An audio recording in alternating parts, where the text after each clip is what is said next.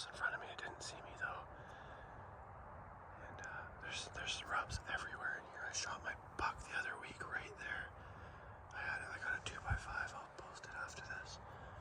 But there's fresh rubs everywhere in here. There's already another buck. I bumped something back there, so I'm just kind of hanging tight, doing a couple calls. So this works really well.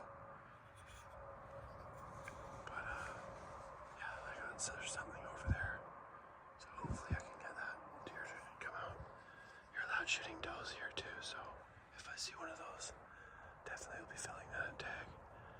Anyways, hopefully I get something. I'll get back. See that, guys?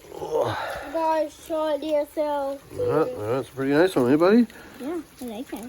Piece of buckshot right in the antler. Yeah.